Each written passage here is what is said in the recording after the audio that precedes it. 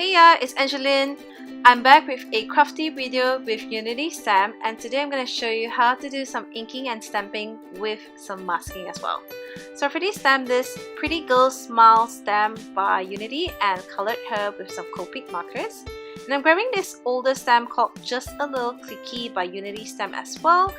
And I thought that would be fun to incorporate into this card and just create a cool background with it. You will see later.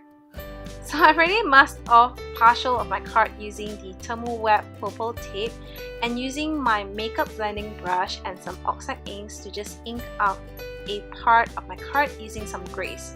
So I'm just starting off with the lighter shades of grays, and I thought I just needed more depth, so I'm grabbing the black soot here to create even more shadows and drama.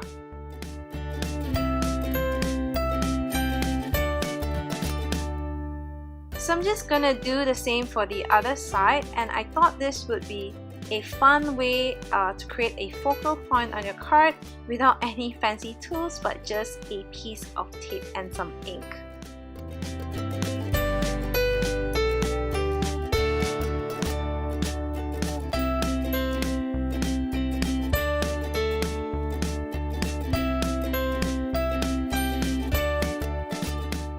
Next, I'm grabbing the background stamp here and inking it with some black ink and just stamping it partially on the side of my cards. And again, be careful not to stamp right in the middle. Just use more tape if you need it.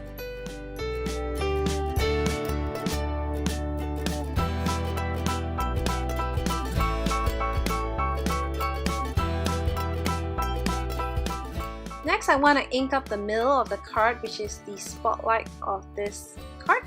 And I'm just grabbing two pieces of tape just to mask off the sides, and grabbing the squeeze laminate here to just ink up the middle of my card.